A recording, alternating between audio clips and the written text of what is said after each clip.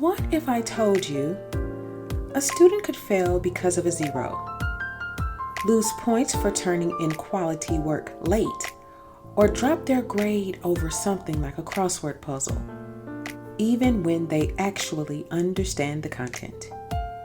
And on the flip side, a student could pass the class, be labeled successful, but still be unprepared for what comes next. So let me ask you, are we grading learning or are we grading everything else? Welcome back to the Advocate Podcast. I'm your host, Dr. Christy N. Love. And in today's episode, we're unpacking the flaws in the traditional grading system, how zeros and averaging distort achievement, why behavior should not be included in academic grades, and what it really looks like to grade for mastery, not compliance. Let's go. Dr. Christy N. Love is an experienced educator and advocate dedicated to empowering students and families to ensure children receive a high-quality education. She specializes in culturally responsive teaching, restorative practices, and social-emotional learning, helping schools create supportive and inclusive environments. Through the Advocate Podcast, she amplifies voices, challenges inequitable systems, and keeps children at the center of every conversation. Now, the math ain't mathin'. Let's start with the grading scale. Most systems say A equals 90 to 100, B equals 80 to 89, C equals 70 to 79, D equals 60 to 69, and F 0 to 59. Now think about that. Each passing grade spans 10 points, but failing, there's a 60-point range. So students have 10 points to succeed, but 60 points to fail. That's not equitable. Now add a zero. A student could earn an 85, a 90, and an 88. Add 1 zero, it doesn't just lower the average, it crushes it. And now recovery feels almost impossible. So we have to ask, is a zero measuring what a student knows or what they didn't do? Okay, let's be honest. Zeros are often given for missing assignments, late work, and yes, sometimes behavior. But those things don't always reflect learning. So what happens? Students begin to believe, I can't recover. Why even try? And I'm just not good at this. And that's how we lose them. Not because they can't learn, but because the system made it feel too late. Let's get really clear about something. Turning in work late matters, but it is not an academic deficit. If a student completes an assignment, shows full understanding, but turns it in late, why does the grade go down? Because now we're grading time management, compliance, and behavior. And those things should be addressed. Yes, they need to be addressed, but not inside an academic grade. If the issue is behavior, then the solution should be behavioral support, not academic punishment. Here's another issue. Grades are often tied to assignments that don't actually measure mastery. A student can get a 0 for not completing a crossword puzzle, but pass the test. So what was the crossword measuring?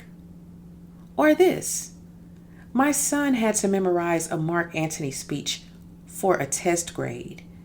And I had to ask, what standard is this measuring?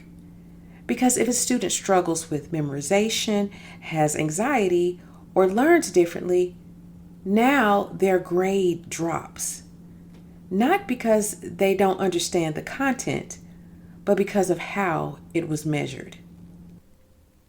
Now, I've considered these grading practices in my personal grading for a while, which fueled me to become an advocate for my son.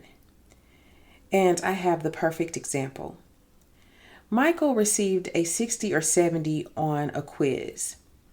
So I reached out to the teacher, not to argue about the grade, but to ask if she could go over the test with him to explain to him what he missed and why. Because I knew he didn't understand at least 30 to 40% of the material covered. And you won't believe the response. I was told he could bring in a box of tissues for extra credit. Now let's pause. Because in that moment, something became crystal clear. For the system, it was about the grade. But for me, it was about my child's learning. Because a higher grade without understanding doesn't help him at all. It just hides the gap. When extra credit has nothing to do with learning, when students lose points for lateness but gain points for supplies, we have to ask, what is the grade actually measuring? You know, I saw something on social media that really captured this. It says, student fails a test. What should happen? Reteach, retest. We should not punish kids for learning more slowly than your original teaching. Teachers shouldn't assume the student didn't do his or her best. We are responsible for students learning the material, not just assigning grades. If a student fails, clearly we need to try something else. Let's sit with that. Because learning is a process. But grades often freeze students in the middle of the process and make it final. Let's talk about averaging. A student fails the first quiz, gets a C on the next one, then earns an A on the final assessment. And we average it? Why are we holding on to early failure when the student has already demonstrated mastery? Or this, a student retakes a test and improves, and we average the scores? That doesn't reflect learning. That reflects history. The most recent evidence should matter the most because it tells us what the student knows right now. As an educator, I had to rethink my own practices. There are times I don't even put the quizzes in the grade book. I use them for what they're supposed to be. Feedback. I track the data, I identify gaps, and I adjust my instruction. And once students show mastery, that's when the grade matters. Because the goal is not to record every mistake along the way. The goal is to answer one question. Did they learn it?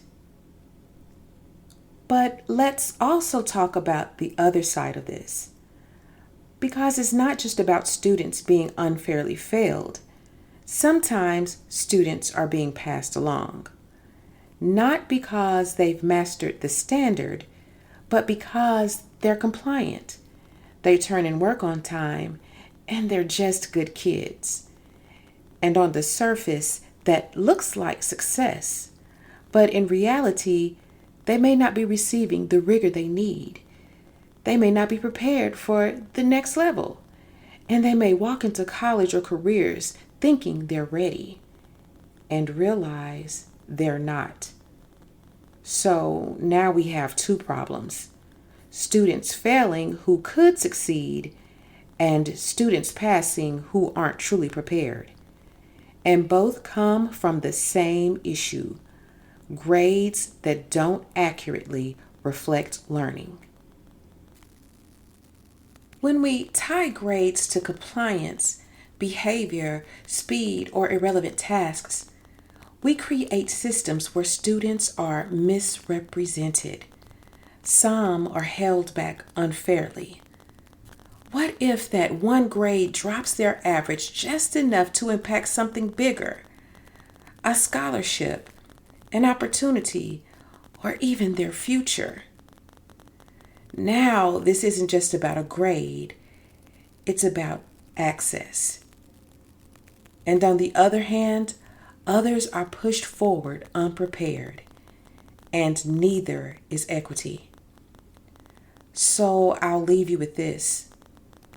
Are your grading practices opening doors or quietly closing them? Are your grades telling the truth about learning or just telling the story of everything that happened along the way?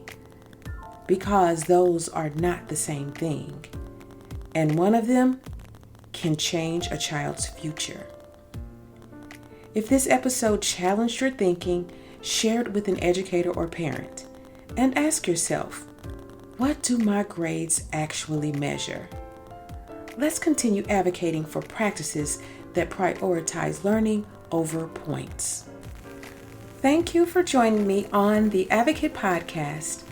Until next time, keep asking the hard questions, keep showing up for children, and keep advocating, because children deserve adults who won't stop fighting for them. Have a blessed day.